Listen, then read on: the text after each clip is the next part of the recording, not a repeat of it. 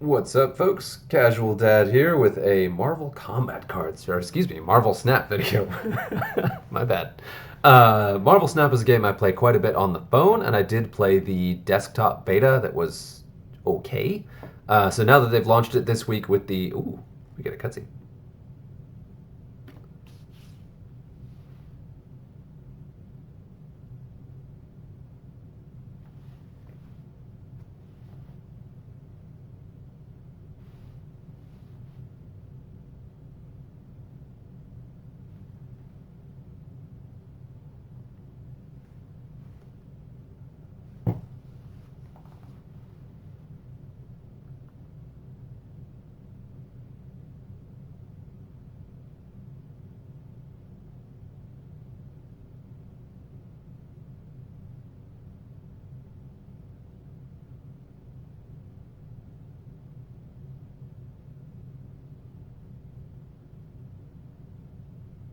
Sorry, folks. I'm trying to be quiet for this, but I keep the sound off for the game, and it looks like it kept my settings from the mobile version into the desktop version, so I don't have any sound for that. I'm sure that was really epic with sound on that.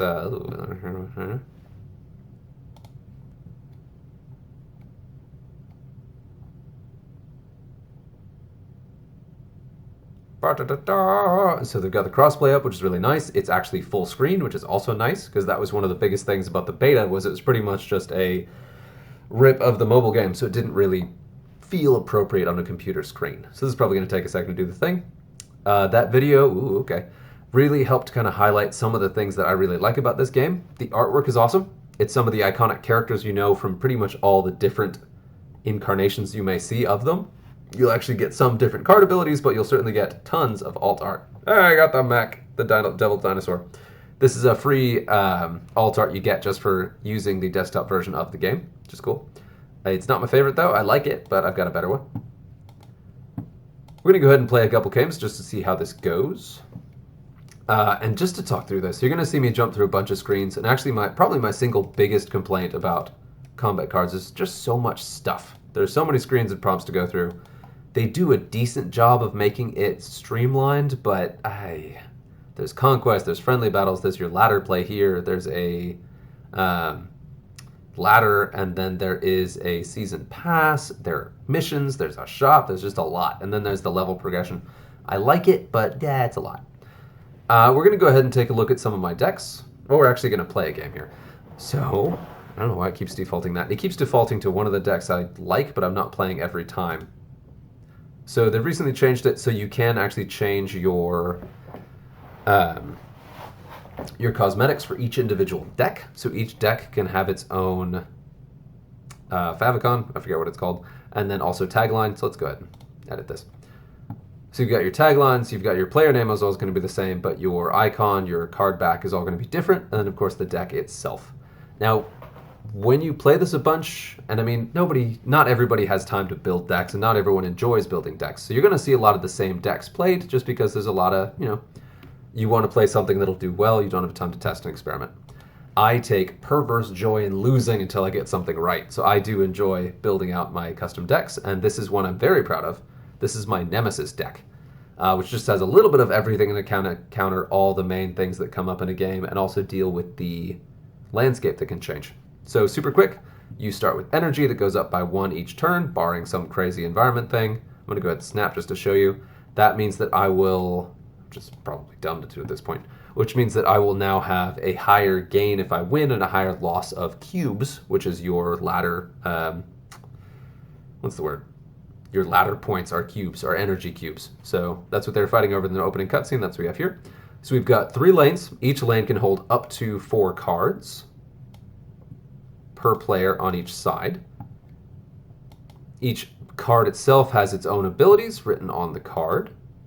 So Colossus himself is great because he can't be destroyed, moved, or his power reduced, and this reduces power, so that gives me an edge right there. Rickety bridge, I love it. And that's a fun one.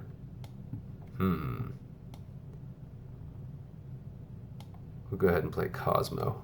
And cards have different types. They have on reveal, where when a card is flipped, it does something. There's ongoing, where it just has an ability constantly. And then there is, of course, it has a 1 cost, okay. This is 4, so we're going to put Captain Marvel on there.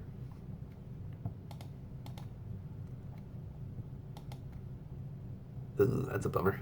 Oh no, I hate it. Oh, that's a bummer. That's one of my best win condition cards. All right. So I do really enjoy the game. There's definitely a chaotic aspect to it that is also kind of a perk or a feature depending on how you look at it. Excuse me, a feature or a bug depending on how you look at it. Because each location has a different perk that can be very different. Ooh, that's unfortunate. And then also, oh, you're gonna watch me lose this. That's right. Each location has a different ability that can trigger and just can completely ruin your day. So, for example, that right there, you could have an ongoing deck and then suddenly have a whole location you can't use at all because ongoing. So he's got me by 4 there, and so the winner is whoever has more power at 2 or more locations, and then there are tiebreakers too. So we'll drop. Let's see, this is 6, so we'll go ahead and do. That doesn't do me any good at all. So we'll do this. Do this. No. This and this. And we don't want to do that either because Captain Marvel can still come into play. Captain Marvel will move and at the end of the game, and if there's a location she can move. Oh no! If there's a location she can move to and win, where that would make me win, she will do so, which I don't think there is. Maybe. So I only need to. Yeah, alright, look at that. That last turn Killmonger. Most players pick Killmonger really early, so no one expects a late game Killmonger, who destroys all 1-cost cards for all teams that are on the board at that time. So there we go, we played one. We're going to do another one. Before we go on, I want to talk about this. They did a really great job of redesigning the game where it is the exact same game, but they've expanded it out. They made it widescreen. They did some beautiful background art. So it really does feel like it's not the same experience on desktop. You do see it's a little bit just blown up, where it definitely feels like it's still designed for mobile. So things are a little bit big. But I don't really mind that because it does give you a consistent experience across both platforms while at the same time giving you enough unique perks to kind of appreciate the desktop experience. So I like this. They did a really good job. I'm going to play one more game with a different deck, and we'll go from there. So I'm going to switch up my decks here. So you saw my Nemesis, which has a bunch of very weird stuff in it just to kind of counter both the location issues that may come up and then also have multiple different win conditions for all the different things that could come up in your standard decks. I am going to go ahead and use Maximum Carnage. One of my favorite characters in the entire Marvel Universe, one of the first ones I tried to get when I played this game for the first time, is Venom. And it took a while to get Venom. But I had Carnage for a long time, so I've got Venom and Carnage in here. This deck is all based around doing self-damage like crazy and then sort of building it up. So each card destroyed in the game makes her cost 1 less, which is great. That's my crazy, scary variant alt art. And so you can see right here, this is already like, you don't want to play any cards here too soon. Ooh, Deadpool. All right. I love Deadpool. That also signals to me that my opponent is playing a kill deck who also wants to kill cards. So we'll go ahead and just do it. That's a bit of a waste, but my buddy Max, who's my guru on Magic and other card games and also plays Marvel Snap, has always taught me not to hold out for the perfect combo just in case there isn't one. Oh, perfect. I love it. So next turn, I'm already going to get Moon Girl. We're going to go ahead and go... Is that worth it? Yes, actually. We're going to go for maximum kills early on, especially since he's also going for this, because I have my secret weapon in here, and that is Moon Girl. Nobody does Moon Girl in kill decks, but she gives you multiple copies of Death. Why would you not do it? I don't know why people don't know. Whatever. That's my deck building coming out. Ooh, that's a bummer. Now, in Jotunheim, for the next 2 turns, Wolverine's going to have his power reduced and lose the bonus he just got, unless there's something else going on here. We're going to go ahead and Moon Girl. So I'm guaranteed already that on turn 6, I can play 2 copies of Death, assuming he doesn't... Wow, that's a cool alt art. Assuming he doesn't somehow... that was a good play. All right. Prevent Moon Girl from triggering, which he did not. All right, now, the downside here is I now don't have any other kill cards. So we'll go ahead and just maximize our energy for next turn. and see what we can do. Play one of these guys here just to see. If I pull Venom, that'd be awesome. Ooh, that'll work. I wish I had my Deadpool on the board when that happened, but yeah, whatever. So he's certainly not prepared for what I'm about to do. So here's the thing. Also, whose cards reveal first is random. So I'm going to play Killmonger, which will kill... Well, hang on. Let's see. Can I do that? Oh, yeah, I've got all the energy in the world. I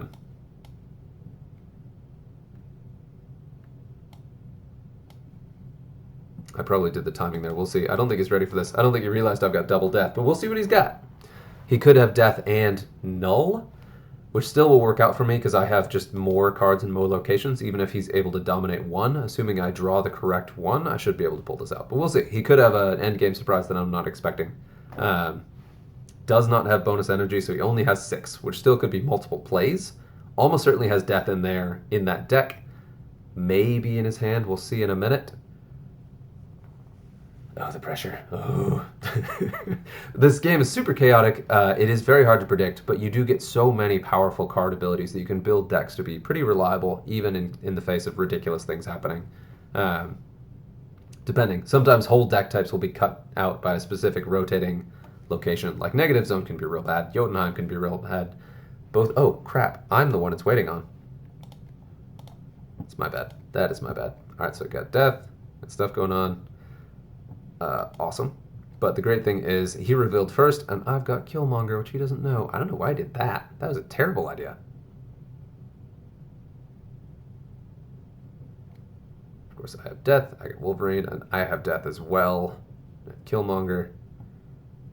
But what's somewhat funny about that is that because I have... Oh, thank goodness. Okay. Okay, the downside, though, is I think he's got me in the tiebreaker, so I think I lost it because he had more points in... Nope, tie. Ooh, love it. Love to see a tie. You know what, we're going to play one more. These have been quick. I'll do one more, and I'm a little bit embarrassed. There is my Venom.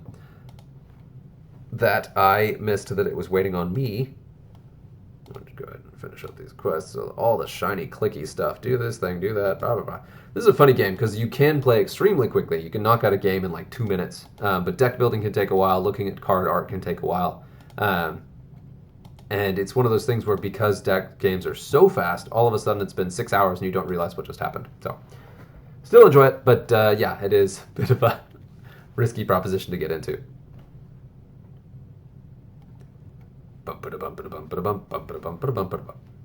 So I am rather proud for calling that last match, even though it could have been, yeah, it could have been better, could have been worse. That also highlights something else. You see a couple cards in here that I haven't drawn yet. Ooh. So I'm sitting on 3 games with this deck, and you're still seeing cards in here that have not been drawn at all. Do I want to do that? We'll do this. Go ahead and get started getting into kills early. I really do bank on death being in my hand. If that doesn't... Oh, yeah, I got Angel in there. If that doesn't happen, that is a bit of a bummer because that does kind of hurt the overall deck, but it can work without it. Ooh, that worked out. And Psylocke gives you an extra energy the following turn, which is great, but you want to be very careful playing that. Just because you want to do the math and make sure you'll actually be able to use that energy the following turn. You want to play it early enough where it will be impactful, but late enough to where you can actually use it. So you want to have cards in your hand that total up the bonus amount of energy you're going to have.